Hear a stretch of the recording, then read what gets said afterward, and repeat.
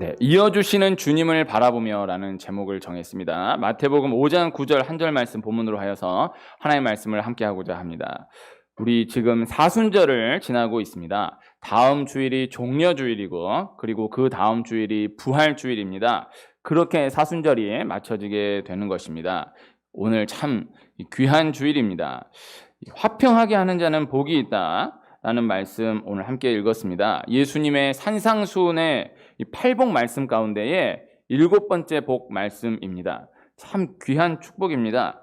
화평하게 하는 자는 복이 있나니 그들이 하나님의 아들이라 일컬음을 받을 것이며, 이 귀한 축복, 참 귀한 축복인데 오늘 말씀 이 화평이 너무 중요하고 귀하지만은 화평보다는 화평하게 하는 자에 초점을 맞추어서 말씀을 함께 나누어 보고자 하는 거예요.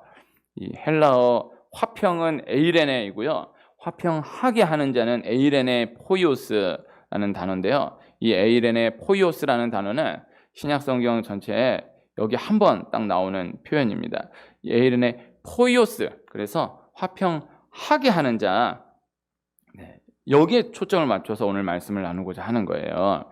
이 기독교에 대해서 이해하는 데 있어서 중요한 것 중 하나는 중간, 중보, 중계, 이것입니다. 헬라어로 메시테스라고 하는데요.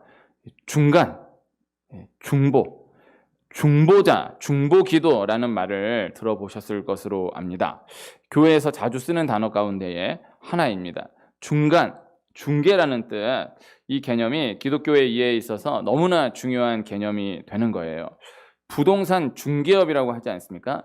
부동산은 중간 역할을 감당하는 것이죠. 중간 역할이 중요한 거예요.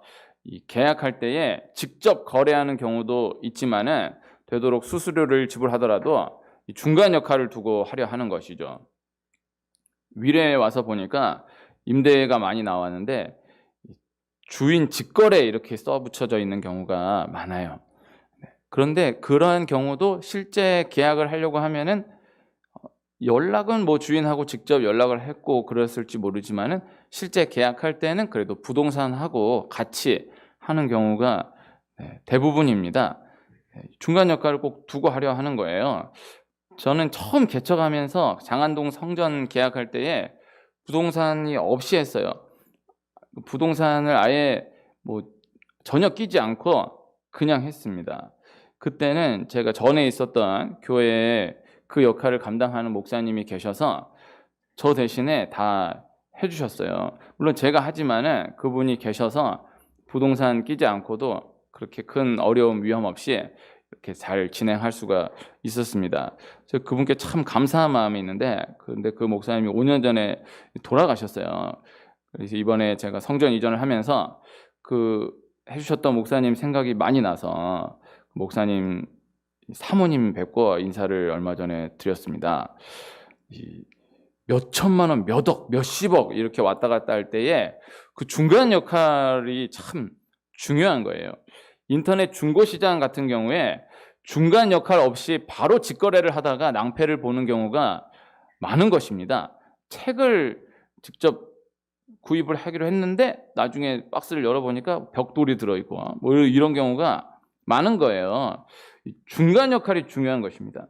요사이 크게 일어난 배달업체 같은 경우도 중간 역할에 대해서 그 중요성을 미리 보고 일어나는 경우라 할 수 있겠죠. 앞으로 이 중간 역할에 대한 중요성은 더욱더 강화될 것이다, 이렇게 보는 것입니다. 층간 소음으로 인해서 갈등이 일어나는 경우가 많이 있는데 요사이는 직접 상대하지 못하도록 되어 있는 경우가 많습니다. 그래서 직접 연락해서 직접 찾아가서 하지 못하게 하고 그 중간을 통하여서 그 담당한 누군가를 통하여서 갈등을 해결하도록 하는 경우가 많은 거예요. 오늘은 말씀 가운데에서 어떤 메시지를 담아 드리는 것도 중요하지만은 이 중간 역할에 대해서 조금 더 깊이 나누고 생각해 보는 시간이 되기를 원하며 말씀을 준비한 것입니다. 성경에 이 초점으로 말씀된 이 중간 역할을 예표로 해서 말씀된 말씀이 너무나 많은 거예요. 아브라함이 그 아들 이삭을 결혼시키기 위해서 엘리에셀을 자신의 고향 하란 땅으로 보내는 것입니다. 이 엘리에셀로 인해서 아브라함의 아들 이삭과 리브가의 결혼이 성사되게 되는 거예요. 성경에 이 엘리에셀만큼 귀한 역할을 너무나 훌륭하게 아주 깔끔하게 감당한 사람이 없는 것입니다.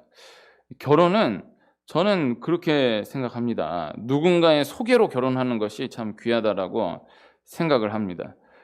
저는 이제 개인적으로 연애 결혼을 했지만은 연애 결혼이 뭐 그렇게 좋지 않다라고 생각을 합니다. 뭐 저는 행복하게 잘 살고 있지만은 연애 결혼보다는 이 이삭과 리브가와 같이 이렇게 소개로 인해서 만나는 만남이 참 좋다라는 생각을 해요. 예. 그런 분들 많이 봤었어요. 이렇게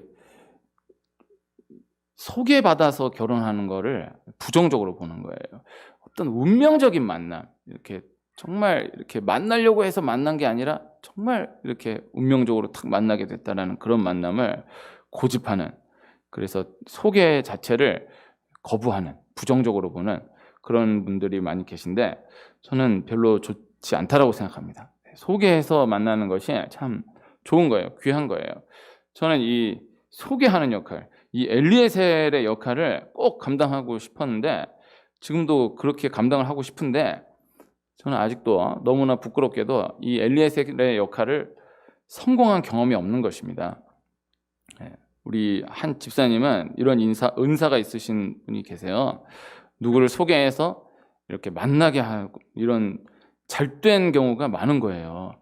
그 얘기를 들어보면은 별로 그렇게 그냥 신중하게 하지도 않았다고 하시는데 그냥 이렇게 했다고 해서 너 만나볼래? 해가지고 이렇게 만나는데 잘 되고 결혼하고 이런 경우가 많다는 거예요.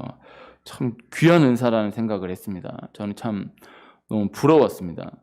저 예전에 한번 얘기 나눈 적이 있는데 저는 신대원 다닐 때 같이 기숙사 생활했던 한 분에게, 지금 목사님이 되셨지만은 그때 전도사님, 저는 그때 전도사도 아직 아니었는데 그 친구에게 한 분에게만 15명의 여성을 소개해 드린 적이 있어요. 그 한 사람에게 저 한 사람이 15명의 여성을 소개해 드렸다. 이게 제가 뭐 조사를 할 방도가 없지만은 이런 경우가 참 없지 않은가 그런 생각을 합니다. 저는 우리 교회도 좀 되고 그 목사님도 좀 어디 담임 되시고 이러면은 꼭 한번 모셔가지고 제가 이 목사님을 15명의 여성을 소개해 드렸습니다. 이걸 꼭 나누고 싶은 꿈이 있어요. 그런데 이 15명을 해드렸는데 다 실패한 거예요. 제가 참 그 15명을 다 실패하면서 나중에는 오기가 생기더라고요. 어떻게 이렇게 안 될 수가 있는가. 그런데 그 여성분들이 다 별로 마음에 안 들어 하는 거예요. 이분이 키가 좀 작은데 다 키가 작다고 별로 마음에 안 들어 하는 거예요. 근데 또 기적같이 이제 또 이 여성 쪽에서 괜찮다고, 자기 괜찮다고 하는데 그랬더니 또 이번엔 얘가 마음에 안 든다고 그래가지고 내가 너무 마음이 미어지고 참 이렇게 어렵단 말인가. 그 기억이 있습니다. 그런데 이제 마지막 15명까지도 소개를 실패했는데 그리고 얼마 안 가서 다른 분이 이 친구에게 소개를 해드렸어요. 근데 그분하고 바로 결혼한 거예요. 그리고 3 자녀를 낳고 너무너무 잘 살고 있는 것입니다. 제가 참 축복해 줬고 지금도 너무 행복하게 사는 모습이 좋아 보이긴 하지만은 한편으로 참 서운하고 참 그때는 너무너무 속상한 거예요. 어떻게 나는 15명을 했는데도 다 안 되고 어떻게 그 사람은 한 명 그냥 해줬는데 바로 되는구나. 그 서운한 기억이 있습니다. 또 다른 경우는 다른 한 분하고 또 다른 한 분하고를 소개해 준 경우가 있는데 잘 됐어요. 근데 잘 됐는데 이게 잘 되다가 결혼 얘기 오가고 이렇게까지 가다가 결국에 안 된 거예요. 그래서 결론이 제가 이분하고도 틀어지고 이분하고도 틀어졌어요. 그때는 또 너무 말할 수 없이 참 속상하고 이 남자분하고는 너무 제가 가까웠는데 지금 뭐 가까스로 뭐 문자나 한번 주고받을까 하는 사이가 되는 거예요. 뭐 이 여성분하고는 뭐 완전히 이제 틀어져 버렸고, 그 참 중간 역할이 쉽지 않구나. 그런 생각을 했던 적이 있습니다. 제가 참 이 은사가 없는 것 같습니다. 제가 이런 은사가 좀 있기를 기도합니다. 기도해 주시기를 바랍니다. 이 엘리에셀이 그 어려운 역할을 너무너무 훌륭하게 잘 감당하는 거예요. 기도 가운데 가장 귀한 기도가 무엇이냐라고 물으신다면 중보기도라고 할 거예요. 사실 중보기도라는 단어는 우리가 쓸 수 있는 표현은 아닌 것인데, 그러나 어쨌든 내가 아닌 남을 위해서 하는 기도, 이 기도가 참 귀한 것입니다. 나를 위해서 내가 하는 기도도 너무너무 중요하지만은, 나를 위해서 누군가 기도해 주는 사람이 있다라고 한다면 그것은 너무너무 귀한 일인 거예요. 나를 위해서 기도해 주는 누군가가 있다라는 건, 한번 생각해 보았을 때 그래도 그 사람은 나를 위해 기도할 거야, 그분은 나를 위해 기도할 거야 라고 생각되는 분이 계시다라고 한다면 그분은 너무너무 귀한 거예요. 행복한 사람인 거예요. 그리고 또 반대로 내가 누군가를 위해서 기도한다면 그 기도는 하나님이 너무나 기뻐하시는 기도이다, 이렇게 말씀드릴 수가 있는 것이죠. 내가 나를 위해서 기도하는 것도 참 기도하기가 쉽지 않지 않습니까? 기도하는 사람이 너무너무 많은데, 내가 누군가를 위해서 기도한다라는 거, 그건 참 너무너무 귀한 기도, 적극적인 기도가 된다라는 것이죠. 저도 우리 한 분 한 분을 위해서 늘 기도하고, 우리 귀한 한 분 한 분도 부족한 저를 위해서 기도해 주시기를 늘 부탁드리는 바입니다. 이스라엘 백성들이 출애굽을 한 이후에 광야에서 금송아지를 섬기다가 하나님이 멸망을 선언하세요. 그때 모세가 목숨을 걸고 40일을 또다시 금식하며 기도하면서 이 이스라엘 백성들을 살려내는 거예요. 모세가 하나님과 이스라엘 백성들의 그 중간에서의 역할을 목숨을 걸고 감당한 것입니다. 하나님이 그때 하신 말씀을 보면 그냥 겁을 주려고 하신 말씀이 아니라, 그냥 너무너무 화가 나서 홧김에 하신 말씀이 아니라, 정말로 그때 그 중간에 모세라는 사람이 없었다라고 한다면 실제로 이스라엘 백성들을 다 멸망시켜버리고 그냥 끝내실 수 있었다라는 거예요. 이스라엘 백성들은 자신들이 그렇게까지 끝날 수 있었다라는 것을 모르는 거예요. 이 중간에서의 모세의 역할이 너무너무나 중요한 것이죠. 이스라엘 백성들은 몰라요. 그래서 그 말씀을 우리가 봤을 때, 이스라엘 백성들은 정말로 이 금송아지 사건으로 인해서 역사에 끝날 수 있었다. 그러나 모세의 기도를 통하여, 이 모세의 목숨을 건 중보 기도를 통하여서 하나님 이스라엘 백성들에게 다시 기회를 주신 것이다. 이것을 말씀을 보는 우리도 꼭 기억해 두어야 하는 것입니다. 소돔과 고모라가 멸망할 때에 아브라함이 시키지도 않은 중간 역할을 감당하는 거예요. 이 의인 10명이 있으면 멸망시키지 않겠다라는 약속을 받아내기까지 중간에서 끝까지 기도하는 것입니다. 처음에 하나님이 소돔과 고모라 멸망시키신다라고 하실 때 아브라함이 50명, 의인 50명이 있으면 그래도 함께 멸망시키시겠냐고, 그 다음 45명, 40명, 30명, 20명, 마지막 10명, 의인 10명이 있어도 멸망시키시겠습니까? 하나님이 의인 10명만 있으면 의인 10명 때문에 소돔과 고모라 멸망시키지 않겠다라고 약속하시는 거예요. 이 말씀을 두고 어떤 분들은 그렇게 말씀하는 경우도 있어요. 의인 10명으로 그칠 것이 아니라 마지막 의인 5명이 있어도 멸망시키지 않으시겠습니까? 의인 1명만 있어도 멸망시키지 않겠습니까? 이렇게 기도해야 했다라고 하기도 하는데, 들어보면은 참 은혜가 되는 말씀인 것 같긴 하지만은 그렇지 않은 거예요. 의인 10명에서 더 줄일 수는 없는 거예요. 10명이 마지막이에요. 10명이 없으면 망하는 거예요. 그러니까 아브라함은 그 소돔과 고모라를 위해서 끝까지 기도한 거예요. 그런데 의인 10명이 없어서 소돔과 고모라가 결국 멸망당하게 되잖아요. 그러면 이 아브라함은 기도했지만 결국 그 기도가 실패된 것이냐? 그러나 아브라함 입장에서 생각해 보면은 하나님이 아브라함의 기도를 들어주신 거예요. 응답하신 거예요.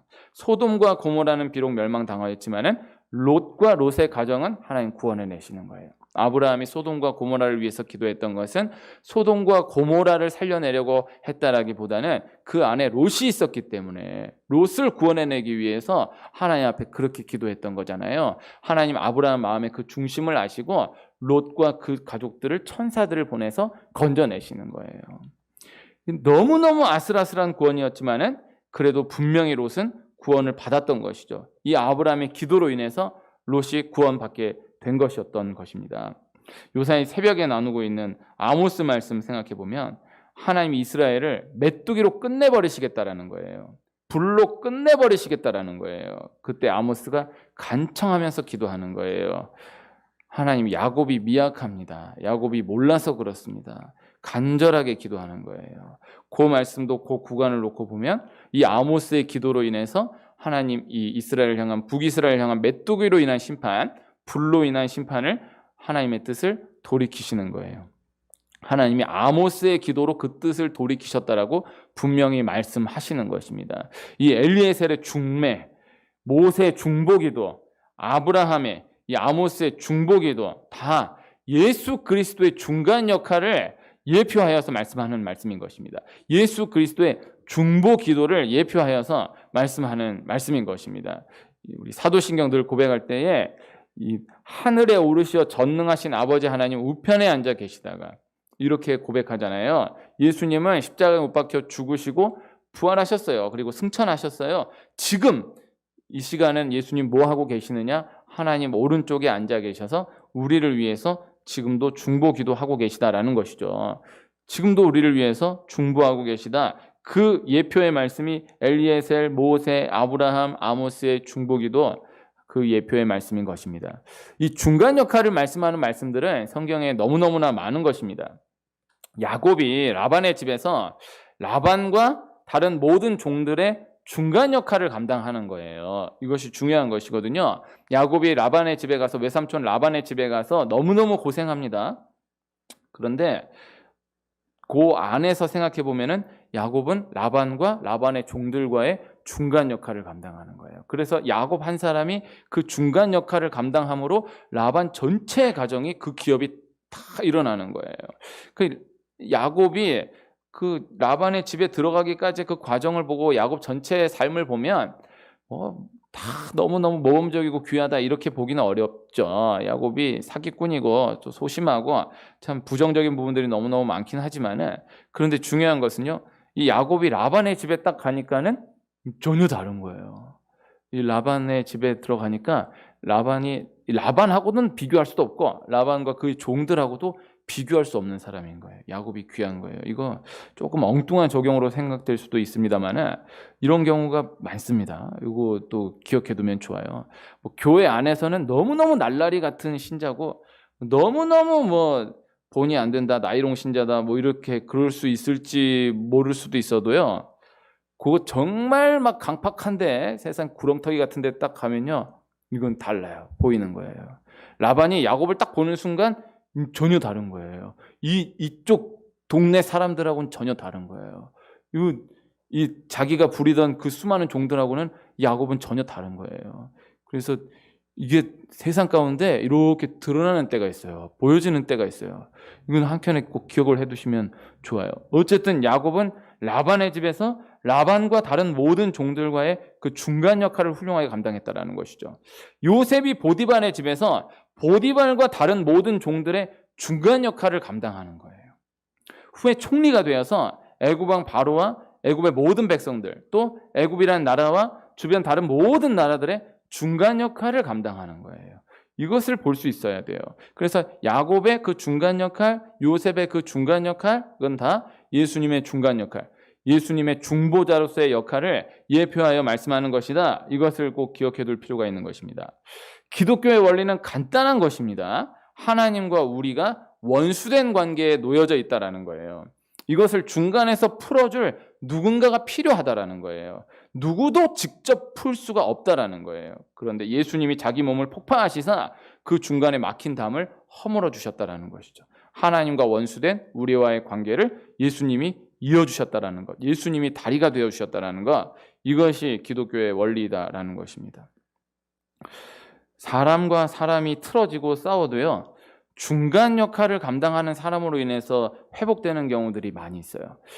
이 틀어졌을 때 이 사람도 화해할 마음이 있고 이 사람도 화해할 마음이 있는데 용기가 없어서 혹은 기회가 없어서 그냥 계속해서 그렇게 관계가 지속되고 있을 때 중간에서 어떤 분이 딱 역할을 감당하면서 회복되는 경우가 있는 거예요. 98년 월드컵 때 차범근 감독이 우리나라 국가대표 감독으로 지휘봉을 잡았었잖아요. 그때 본선 첫 번째 경기가 멕시코와의 경기였는데 그때 이 왼발의 달인 하석주가 첫 골을 넣은 거예요. 골을 넣었는데 이야, 우리나라 이 월드컵에 선제골이 나왔다. 이건 어마어마한. 그래서 하석주 선수가 골을 넣고 너무너무 좋아하는데 너무너무 놀라운 것은 그러고 나서 바로 얼마 안 돼가지고 하석주가 백태클을 해가지고 바로 퇴장당하는 거예요. 그 월드컵 때 처음 적용된 그 룰에 딱 1번으로 걸려가지고 바로 퇴장당하는 거예요. 그 골은 한 골 넣었지만은 바로 퇴장을 딱 당하게 되면서 그리고 나서 게임이 딱 기울어가지고 3대1로 역전 당해가지고 졌어요. 그리고 네덜란드하고 5대0으로 져가지고 차범근 감독이 세상에 월드컵 감독이 그 중간에 본선 중간에 경질돼가지고 비행기 타고 온 거예요. 참 너무너무 안타까운 이야기 아닙니까? 그때 제가 고3 때였는데 98년도 월드컵 98년도 때 여러분은 몇 살 정도 됐습니까? 네, 하여튼 저는 그때 제 기억에 이게 진짜 천국과 지옥이 이렇게 왔다 갔다 하는구나.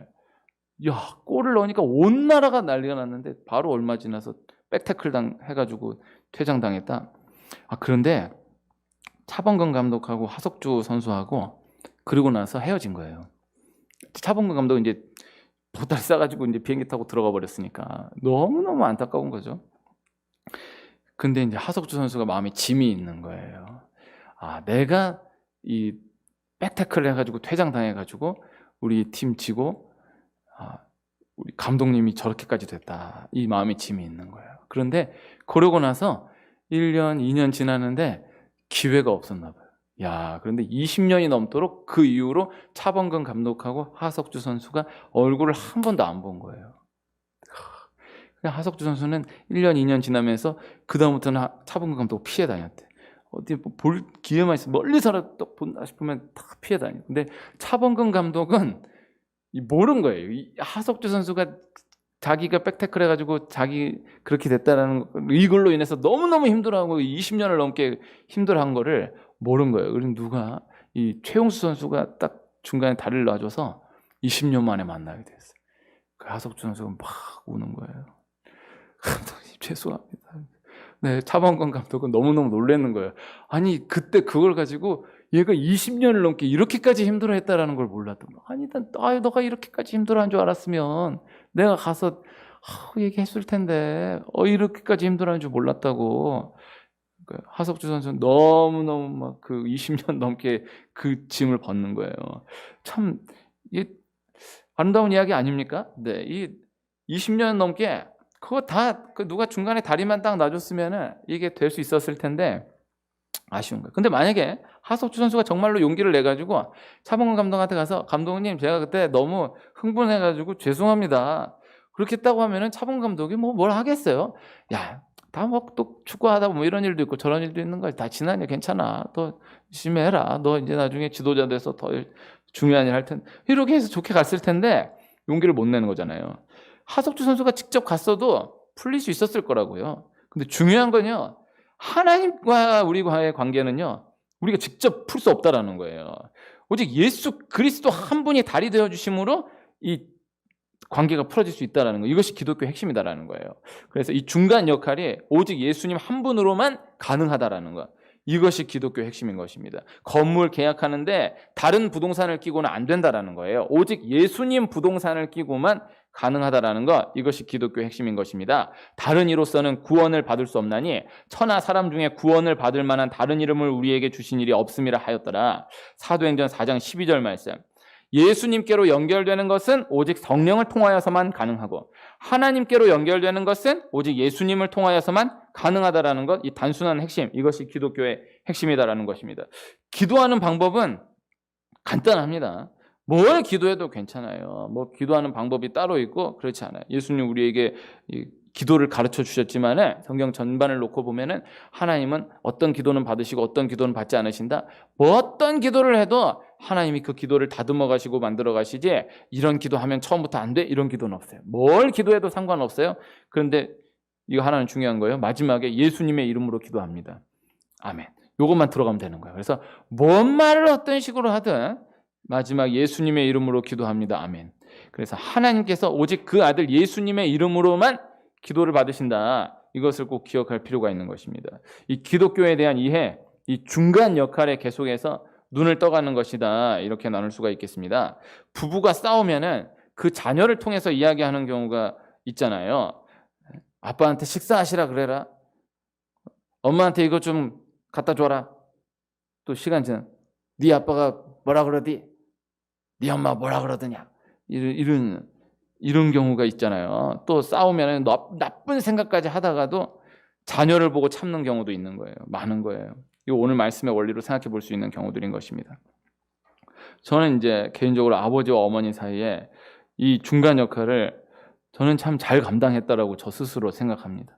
네, 아버지께는 아버지, 어머니와 같은 분과 어떻게 사셨습니까? 네, 어머니께는 어머니, 어머니니까 아버지 같은 분하고 사시죠. 네, 이렇게 달래드리는 경우가 있었던 거예요. 그 고비 때 그렇게 넘어가는 거예요.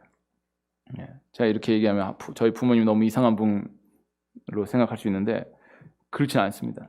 어쨌든 이렇게 풀고 넘어가는 것이 이 중간 역할이 중요하다라는 거예요. 제가 옛날에 부목사로 있을 때 인상 깊었던 기억 몇 번 있었는데 한 경우가 목사님 저는 얘만 결혼하면은 이 사람하고 끝낼 겁니다. 딱 얘 결혼할 때까지입니다. 이걸 몇 번을 얘기하는 거예요. 그래서 얘 결혼할 때까지는 제가 참습니다. 얘 결혼하면은 바로 이 사람하고 끝입니다. 그게 제가 이렇게 돌려서 얘기를 했는데 그럼 생각을 해보십시오.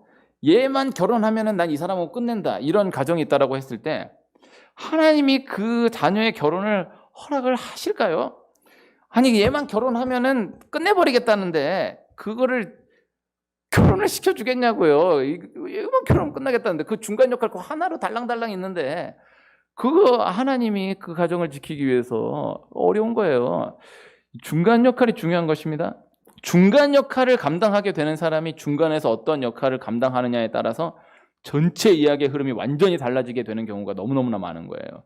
충분히 잘 될 수 있었는데 중간에서 엉뚱한 말 전달하면서 완전히 틀어져 버리는 경우가 있는가 하면 완전히 파탄 날 수 있었는데 중간에서 중간 역할을 감당하는 그 사람이 너무너무 훌륭하게 지혜롭게 그 역할을 잘 감당해 주면서 관계가 완전히 회복되는 경우가 또 있는 것이죠. 많은 것이죠. 이 개인 우리 주변에서도 또 세계 역사에도 이런 경우가 또 너무너무 많은 것입니다. 중간 역할이 중요한 거예요. 언론이 중요한 이유는 중간 역할이 중요하니까요. 이 언론이 중간 역할, 그래서 언론이 더 중요하게 자리 잡게 됩니다. 아까 뭐 배달이 중요하다, 언론이 중요하다, 다 중간 역할의 중요성으로 볼 수 있어야 하는 거예요. 중간에서요, 어떤 이야기 하다가 중간에서 누가 막 부추기는 사람이 있으면요, 어려워집니다. 너무너무 힘들어서 나 이런 일 때문에 너무 힘들었어, 나 그 사람 때문에 힘들었어 이랬는데 중간에서 막 부추기, 야, 너 그런 말을 듣고도 참냐, 나 같으면 진짜 끝내 이러면은 참으려다가도 그 부추기는 사람 때문에 완전히 끝나는 거예요. 중간에서 불을 꺼주는 사람이 있으면 회복될 수 있어요. 너무너무 화가 나서 얘기했는데 그거 내가 아는데 그 사람 그런 뜻으로 얘기한 거 아니야. 그게 원래 그래.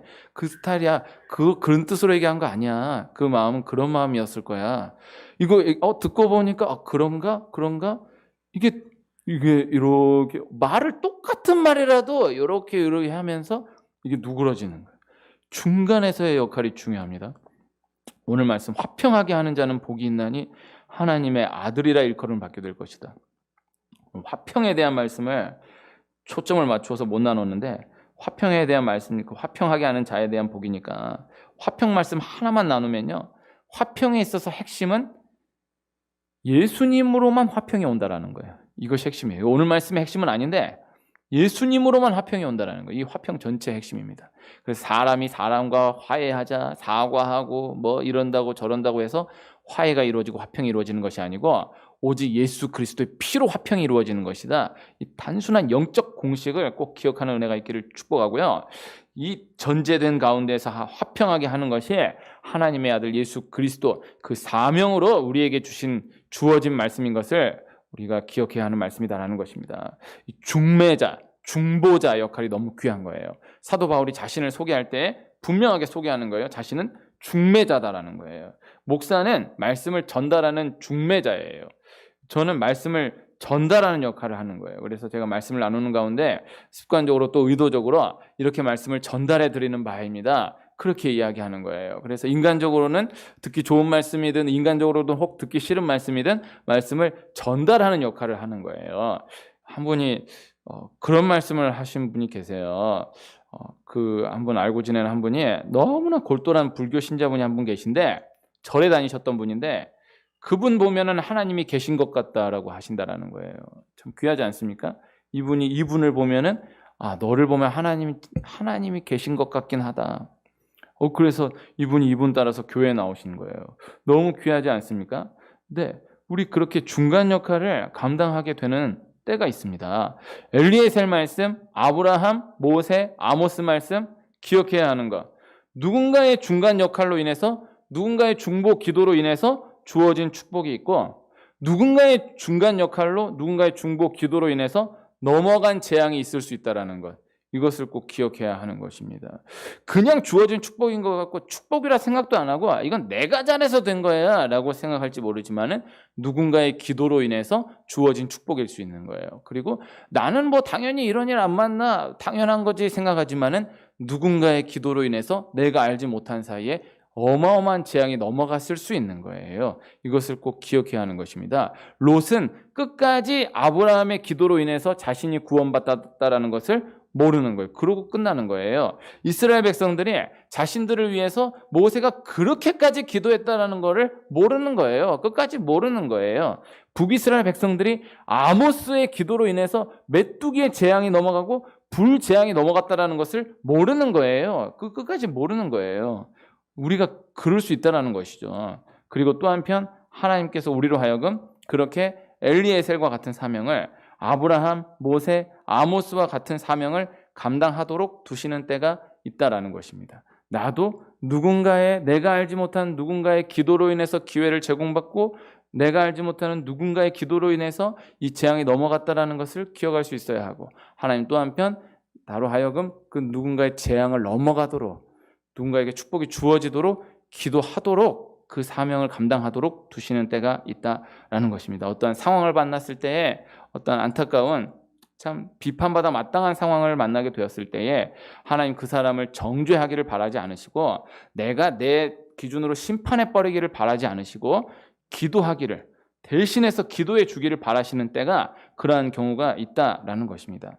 영적인 눈을 떠가는 것은 이 중간 역할에 대한 눈을 떠가는 것이다. 내가 알지 못했던 때에 중간에서 그 역할이 진행되고 있었다는 것을 깨닫게 되는 우리 한 분 한 분 되시기를 축복하고 또 한편 내가 하나님과 그 중간에서의 역할을 감당해 주기를 바라시는 그때가 있을 수 있다라는 그 하나님의 마음을 볼 수 있는 우리 한 분 한 분 되시기를 축복합니다.